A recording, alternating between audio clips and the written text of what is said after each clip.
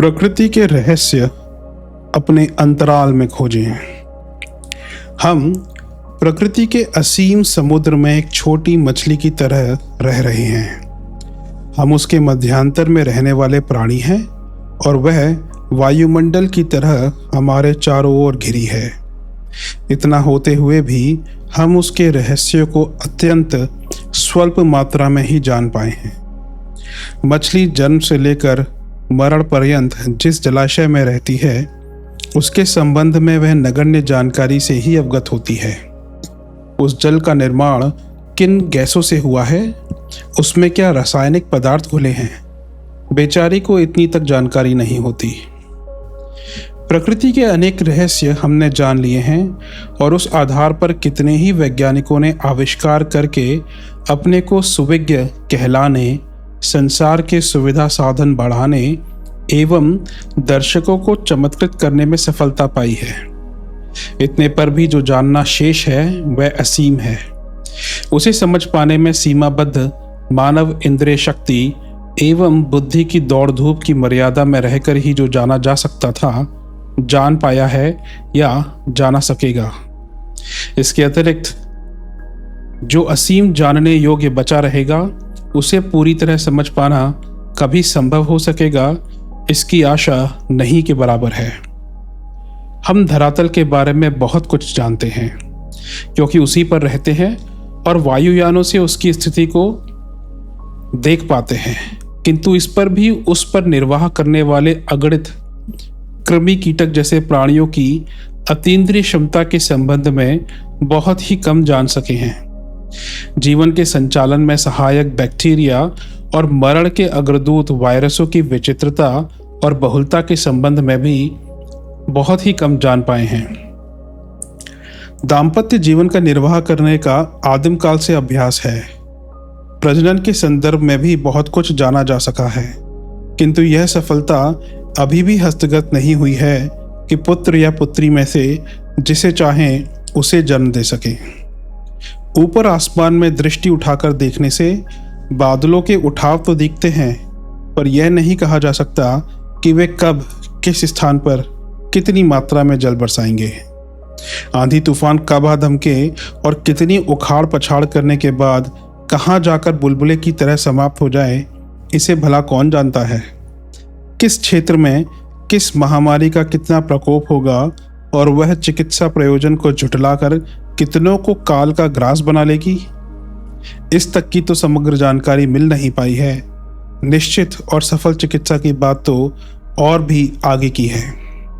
समुद्र की गहराइयों में कहाँ क्या भरा है, इसके संबंध में जो ज्ञान उपलब्ध हो सका है वह नगण्य है।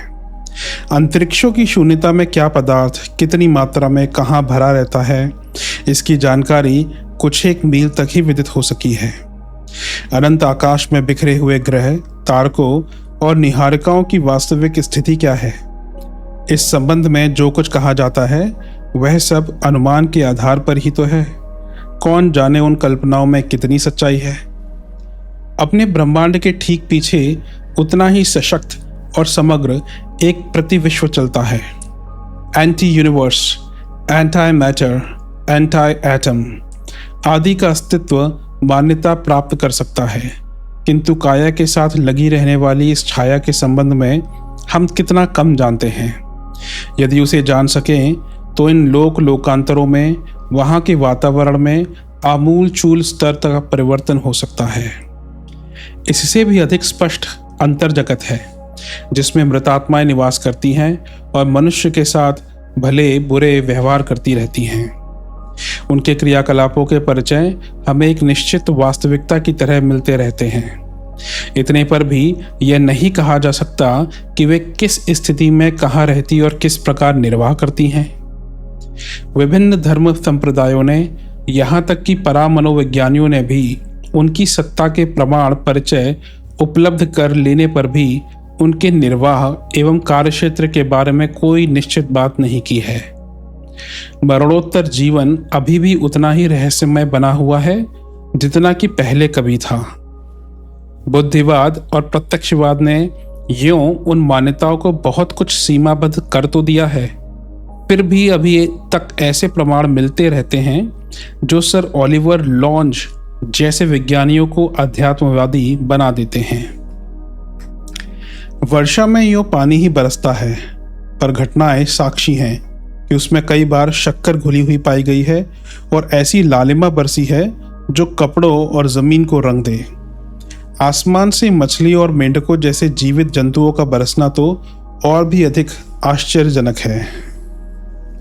कई रेगिस्तानों में अभी भी संगीत सुनाते रेत के कण पाए जाते हैं। खारे समुद्रों में मीठे पानी के फुहारे उछलते पाए गए हैं। रबड़ की तरह मोड़े मरोड़े जाने वाले और पानी पर तैरने वाले पत्थर यह बताते हैं कि प्रकृति के विभिन्न पक्षों के संदर्भ में जो निष्कर्ष निकाले गए हैं वे आंशिक रूप से ही सही हैं। ब्रह्मांड में अनेक ब्लैक होलों के अस्तित्व विद्यमान हैं, जिनके बारे में किन्हीं साधनों से निश्चित रूप से कुछ नहीं कहा जा सकता है, पर वे अंतरिक्ष में अवस्थित इतने भयंकर भंवर हैं जो अपनी चपेट में आने वाली धरती आकाश के अनेक भारी भरकम घटकों को उद्ध्वस्त कर जाते हैं और यह पता नहीं चलता कि उनका हड़पा हुआ पदार्थ किस लोक को चला गया। कहाँ इतना भर जाता है कि मरे हुए तारों के प्रेत पिशाच हैं।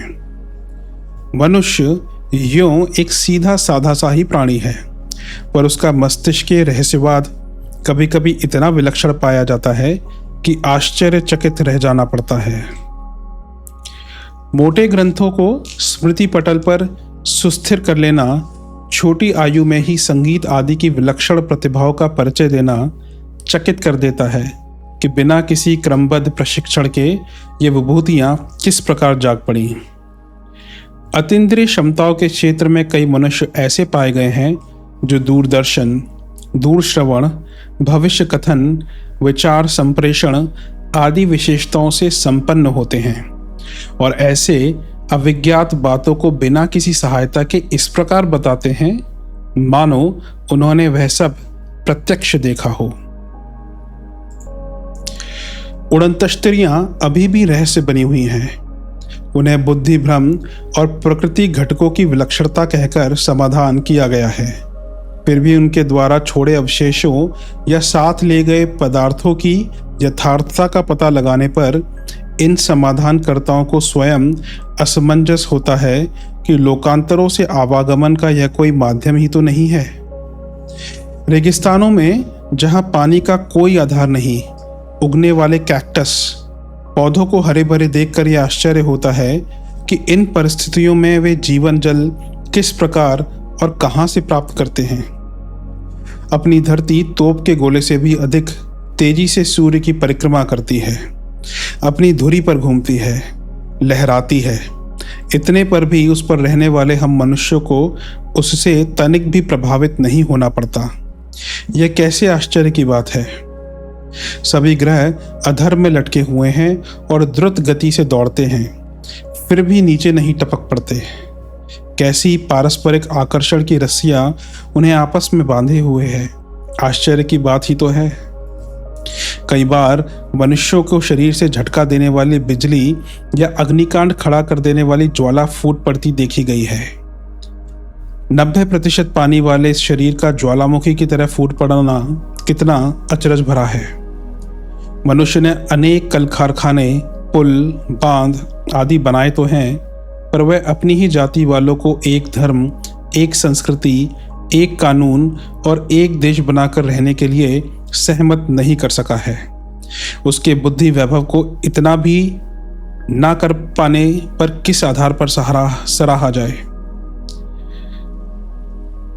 उसके बुद्धि वैभव को इतना भी ना कर पाने पर किस आधार पर सराहा जाए। अपराधी व आतंकवादियों को काबू में रखना और युद्धों की अपेक्षा पंच फैसले से जो समस्याओं का हल ना निकाल सकी, सर्वमान्य समता का सिद्धांत मात्र पुस्तकीय प्रतिपादन बनकर रहा है। यह कैसी विडंबना है। करोड़ों की गरीबी, बीमारी, अशिक्षा और पिछड़ेपन की चक्की में पिसते रहने पर भी सभ्यता विकास के दावे कितने थोथे हैं। तब यह अनुमान सहज ही लगाया जा सकता है कि मनुष्य की बुद्धिमत्ता में कोई संदेह ना होते हुए भी उसके हाथ नगण्य जितना ही लगा है। न्यूटन के आविष्कारों की जिस मंडली में भूरी भूरी प्रशंसा हो रही थी, उसमें वक्ताओं की सदाशयता के प्रति कृतज्ञता प्रकट करते हुए भी उसने सच्चे मन से इस वास्तविकता को स्वीकारा था कि वह एक छोटे बच्चे की तरह समुद्र के किनारे चक्कर लगाकर तुच्छ मूल्य के सीप घोंगे ही ढूंढ पाया है। जो जानना बाकी है वह इतना असीम है कि उसके ढांचे की कल्पना तक नहीं की जा सकती। सही बात भी यही है। हमारी सत्ता कितनी ही विलक्षण क्यों ना हो, पर वह शरीर में आबद्ध और मानसिक दृष्टि से प्रतिबंधित है। हम अपने मस्तिष्क का 7% भाग काम में ला पाते हैं और 93% ऐसे ही प्रसुप्त एवं अविज्ञात स्थिति में पड़ा रहता है। शरीर संरचना और उसके अनुरूप तालमेल बैठाते हुए जीवनचर्या बनाने तक में हम समर्थ नहीं हो सके, अन्यथा उसे 100 वर्ष ही नहीं सैकड़ों वर्षों तक तपस्वियों की तरह जिया जा सकता था।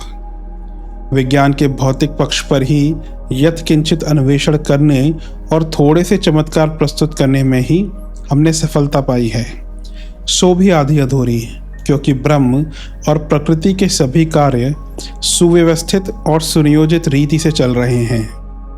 जब हम इसमें देखते हैं तो उस अचंभे को अपने ज्ञान की अपूर्णता न मानकर प्रकृति के अपवाद कहकर अपने को समग्र सिद्ध करने का प्रयत्न भी करते हैं।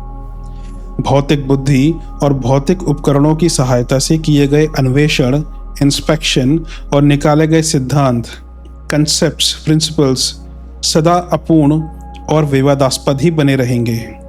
यथार्थता तक पहुंचाने के लिए हमें अपनी ब्राह्मी चेतना जगानी होगी और सृष्टा के साथ योग द्वारा एकात्मता स्थापित करने के आधार पर यह जानना होगा कि प्रकृति के रहस्यों में से जो अभी अविज्ञात बने हुए हैं उनका तात्विक कारण क्या है। जो खिलौने हाथ लग गए हैं उनसे मन बहलाने या किसी दूसरे के सिर में दे मारते हुए उसे लहूलुहान कर देने की विद्या सरल है। समुद्र की ऊपरी सतह पर तो नाव में बैठकर या हवा भरी रबड़ की कुप्पी पेट में बांधकर भी तैरा जा सकता है, पर लंबी श्वास ले सकने की क्षमता अर्जित करके पनडुब्बी की तरह समुद्र की तली में मोती ढूंढ निकालना कितना कठिन है, इसे उस प्रकरण में पुरुषार्थ करने के अभ्यस्त लोग ही जान सकते हैं। यदि हमारी अभिरुचि अविज्ञात को विज्ञात बना सकने की बुद्धिमत्ता अपनाने में हो तो उसका सही तरीका एक ही है कि अपने को अंतर्मुखी बनाने का अभ्यास डालें कि अपने भीतर कितना तिलिस्म भरा हुआ है। योगी तपस्वी इन्हीं अनुभूतियों को अर्जित करने और रहस्यमय अदृश्य क्षेत्र में प्रवेश करने का प्रयत्न करते हैं।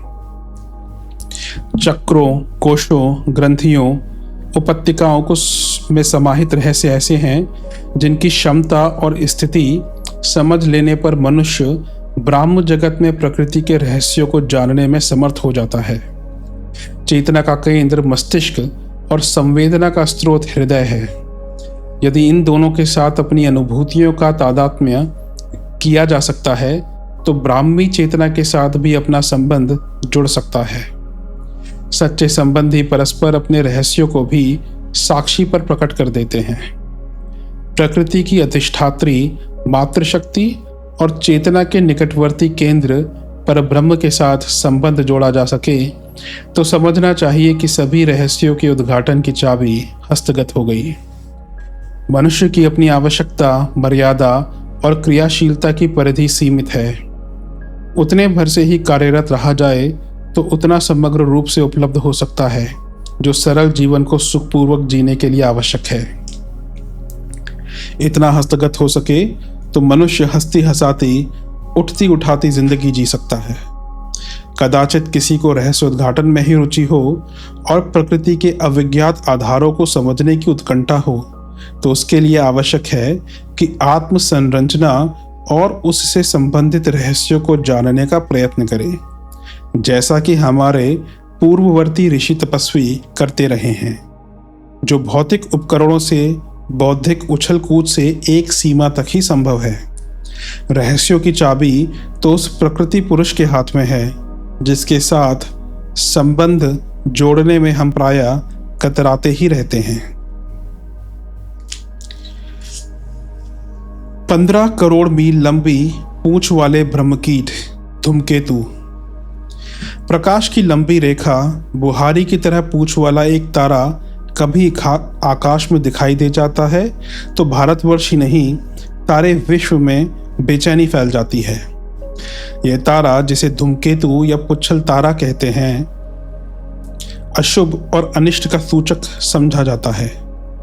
जब भी यह निकलता है, लोग युद्ध, अकाल, महामारी जैसी आशंकाओं से भयभीत हो उठते हैं। पुच्छल तारा मानव जाति के लिए व्याधि और विनाश का ही प्रतीक माना जाता रहा है।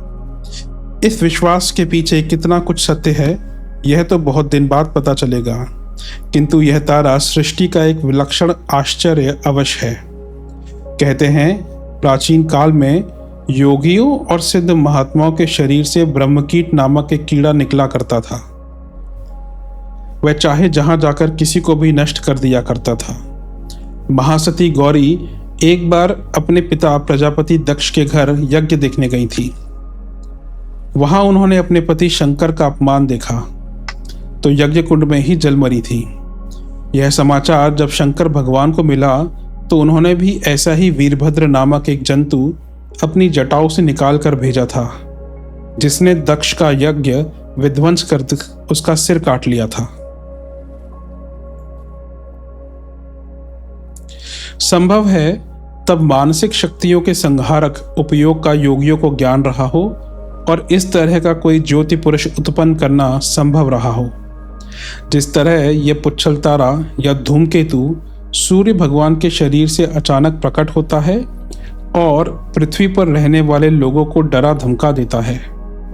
यह पुच्छल तारा साधारण मनुष्यों के लिए ही भय और आश्चर्य का विषय नहीं रहा, वैज्ञानिकों ने भी उसे बड़े कौतूहल की दृष्टि से देखा है। अनेक वैज्ञानिक उसकी विशद जानकारी करने के लिए प्रयत्नशील रहे हैं। प्रसिद्ध खगोलविद न्यूटन, जिनका मस्तिष्क पिंडी जगत में सदैव भ्रमण किया करता था, गुरुत्वाकर्षण जैसा सिद्धांत उन्होंने ही बनाया था। उन्होंने ही धूमकेतुओं के अनेक आश्चर्यों की खोज की। टाइको ब्राहे और डॉक्टर हेली ने धूमकेतु ताराओं का विशेष अध्ययन किया और कहा, प्रकृति के अनेक रहस्यपूर्ण कर्तव्यों में से एक यह धूमकेतु भी है। इसकी आकृति, प्रकृति, गुण, कर्म और निवास विश्राम का कुछ ठिकाना नहीं। कभी कभी दिखाई देने वाले इन धूमकेतुओं की संख्या कम नहीं, ये हजारों की संख्या में है तथा सूर्य के आसपास और सौरमंडल के बाहर भी चक्कर काटते रहते हैं। हमें जो धूमकेतु दिखाई देते हैं वे सब शंकर की जटाओं से एकाएक प्रादुर्भूत पुत्रों की तरह सूर्य की संतानें हैं। ये किस तरह पैदा हो जाते हैं, इस संबंध में कोई निश्चित जानकारी नहीं है, पर अब तक सूर्य के ऐसे 32 प्रकाश पुत्रों का पता चला है। आज्ञाकारी पुत्र की तरह ये भी सूर्य की ही परिक्रमा लंबे वृत्त में किया करते हैं।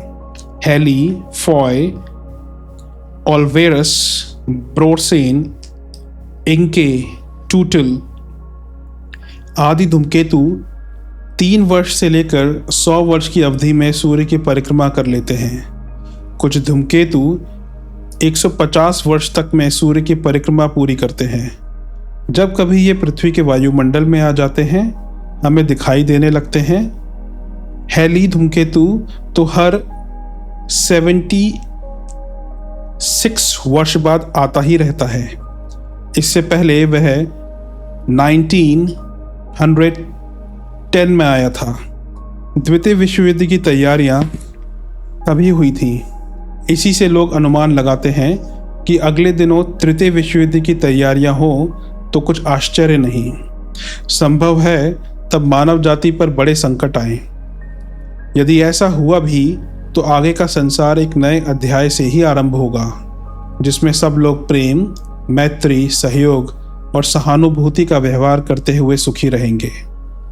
अनैतिकता और अनाचार का कूड़ा करकट इस दाह प्रक्रिया में ही बल जाएगा। विनाश की आशंका के साथ शुभ शकुन भी निश्चित रूप से जुड़ा अनुभव किया जाना चाहिए। यूं धूमकेतु कोई ऐसा दानव नहीं जो मनुष्यों की तरह मारकाट मचाता हो। यह भी गैस, खनिज, चट्टानों तथा हिमकणों से बना विचित्र प्रकार का तारा ही है। सबसे आश्चर्यजनक इसकी पूंछ है, जिसकी लंबाई लाखों करोड़ों मील तक नापी गई है। 1811 ईस्वी में धूमकेतु दिखाई दिया था। उसकी पूंछ 10 करोड़ मील लंबी थी, जबकि 1843 ईस्वी में जो धूमकेतु दिखाई दिया था, खगोल शास्त्रियों के अनुसार उसकी पूंछ की लंबाई 15 करोड़ मील से भी बड़ी थी। कई धूमकेतु कई पूंछ वाले भी होते हैं। आकाश में इतनी दूर तक फैली हुई पूंछ को बीच से फाड़कर पृथ्वी और दूसरे ग्रह अपनी परिक्रमाएं करते रहते हैं। संभव है पूंछ में पाई जाने वाली गैसें अदृश्य रूप से लोगों के मस्तिष्क और शरीर में ऐसी प्रतिक्रियाएं उत्पन्न करती हों जिनसे शरीर और सामाजिक जीवन में दूषित तत्वों की अभिवृद्धि होती हो और इसी से यह अनिष्टकारक समझे जाते हों। पर ऐसा कोई कारण दिखाई नहीं देता जो बलात् मनुष्य की इच्छा शक्ति को मोड़ सकता हो या विध्वंस उपस्थित कर सकता हो।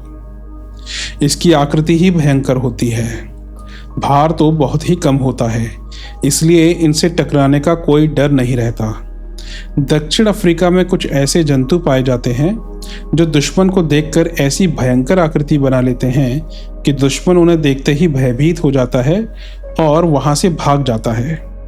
अपनी इस डराने वाली कला के द्वारा वे अपनी जीवन रक्षा कर लेते हैं। संभव है कि प्रकृति ने धूमकेतु नामक इस ब्रह्मकीट को इसलिए उत्पन्न किया हो कि उसकी दानवी आकृति से लोग डरें और सनातन नियमों की यथा, दया, क्षमा, उदारता आदि की रक्षा करें और एक दूसरे के प्रति द्वेष, दुर्भाव व मलिनताएं ना रखें। वैसे इसका भार पृथ्वी के भार से करोड़ों गुना कम अर्थात नगण्य जैसा ही होता है, जबकि लंबाई के अनुपात में उसे कई अरब टन का होना चाहिए। खगोल शास्त्रियों ने अनुमान लगाकर बताया है कि एक कमरे की 1 घन इंच हवा में जितना पदार्थ होता है, धूमकेतु की पूंछ में उतना पदार्थ 1 घन मील में होता है। चमक तो गैसों की होती है। इसका सिर भी उतने भार का नहीं होता जितना दिखाई पड़ता है। यह छोटी छोटी गोली के आकार जैसे धूल कणों से बना होता है और ये टुकड़े भी 1 घन मील में कोई 150 की ही संख्या में होते हैं। सिरा सूर्य की ओर और पूंछ विपरीत दिशा में। ऐसा लगता है जैसे सूर्य अपनी इच्छा शक्ति से उसे धकेल रहा हो। सूर्य से वह बहुत दूर रहकर चक्कर काटता है। यह दूरी 40 करोड़ मील तक होती है। सन 1843 ईस्वी में जो धूमकेतु दिखाई दिया था, वह सूर्य के 49,000 मील पास तक चला गया था। इससे पहले 3 करोड़ मील की दूरी तक ही वह आ पाया था। धूमकेतु जब सूर्य के पास आता है तभी उसकी पूंछ चमकती और लंबी होती दिखाई देती है। सूर्य का प्रकाश पड़ने के कारण ही ऐसा होता है। जैसे जैसे वह दूर हटता है, पूंछ छोटी होती हुई बाजीगर के खेल की तरह सिर में ही लुप्त हो जाती है। कई बार ये पूंछें दूसरे ग्रह पिंडों से संपर्क में आकर उधर ही आकर्षित होकर नष्ट हो जाती हैं। इससे यदि यह कहा जाए कि धूमकेतुओं के विकिरण का अदृश्य प्रभाव प्राणी जीवन पर पड़ सकता है, तो उसे नितांत असत्य भी नहीं मानना चाहिए। धूमकेतु केवल सूर्य की संतान हो ऐसी बात नहीं। नवग्रहों में कई के पास ये संतानें हैं। शनि धूमकेतुओं की संख्या 6, नेपच्यून की 8 है। इसी प्रकार बृहस्पति के घर में अनुमानतः 18 पुच्छल तारे चक्कर काटते रहते हैं। वैज्ञानिकों के अनुसार इनमें किसी प्रकार के जीवन की संभावना नहीं है, क्योंकि इनका घनत्व इतना विरल है कि उसमें प्राणियों का रहना संभव ही नहीं है। यहाँ गुरुत्वाकर्षण वायुमंडल की सुरक्षा नहीं रख सकता। प्राणी और पौधे वहीं रह सकते हैं जहाँ ऑक्सीजन और कार्बन डाइऑक्साइड पर्याप्त मात्रा में उपलब्ध हो। ये दोनों गैसें वहीं रह सकती हैं जहाँ गुरुत्वाकर्षण कम ना हो। इसलिए यह एक प्रकार की प्राणी विहीन आकाश की संतरण नौकाएं भर हैं जो इधर से उधर चक्कर काटती फिरती हैं। कुछ भी हो, यह प्रकृति का आश्चर्य ही है। प्रकृति ने इन्हें किसी उद्देश्य से बनाया होगा, तो वह उद्देश्य सचमुच कम आश्चर्यजनक न होगा। संभव है आगे का विज्ञान इस संबंध में कुछ अधिक जानकारी दे सके। वस्तुतः धूमकेतु सौर परिवार का ही एक सदस्य है, जो प्रायः प्रति 76 ईयर्स के अंदर से उदय होता है।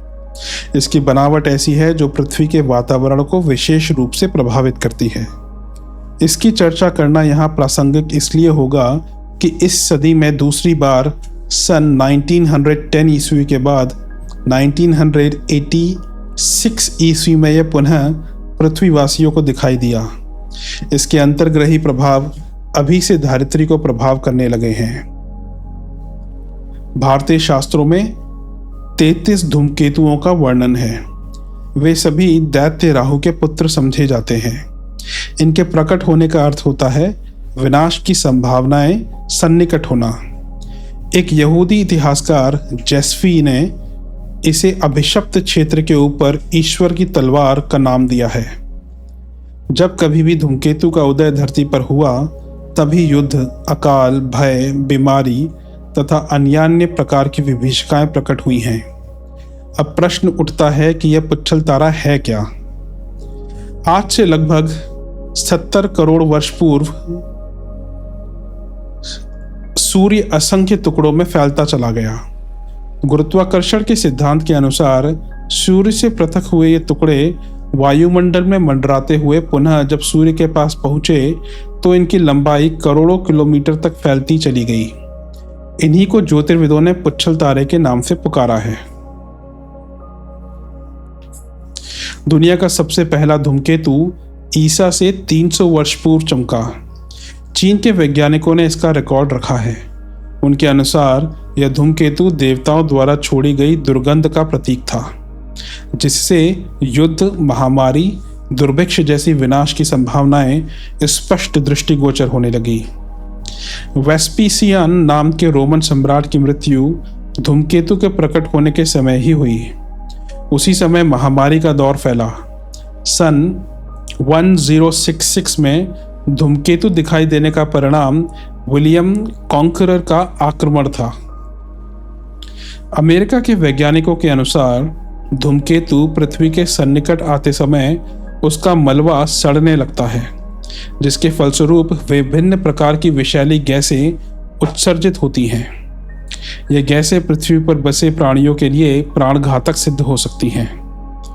बड़ी तेजी से पृथ्वी की ओर चल पड़े इस हैली धूमकेतु का विराट रूप मार्च 1986 में पृथ्वीवासियों को दिखा था। तब मात्र भारत ही नहीं, विश्व के अनेक अन्य राष्ट्रों में पृथ्वी पर इसके प्रभावों के अध्ययन की जोर शोर से तैयारी की गई थी। रूस ने तो इसके अध्ययन के लिए एक विशेष अंतरिक्ष यान की योजना बनाकर इसे हैली पुच्छल तारे की ओर छोड़ा था, जो इसके प्रभावों का अध्ययन परीक्षण अति निकट से करने के लिए था। वह दूरगामी लेजर यंत्रों से युक्त यान कई जानकारियां पृथ्वी पर भेजता रहा। कार्डिफ यूनिवर्सिटी के खगोलज्ञों ने हरास अराकी अल्कॉफ धूमकेतु की आंतरिक स्थिति का विगत वर्षों में बड़ी गहनता के साथ अवलोकन किया है। तदुपरांत इस निष्कर्ष पर पहुंचे कि इसके द्वारा फेंका गया सूक्ष्म जीव रसायन पृथ्वी के वातावरण में पूरी तरह समा जाता है और आगे चलकर यही सूक्ष्म रसायन वायरस आदि को जन्म देकर महामारी जैसी व्याधियों का स्वरूप धारण करता है।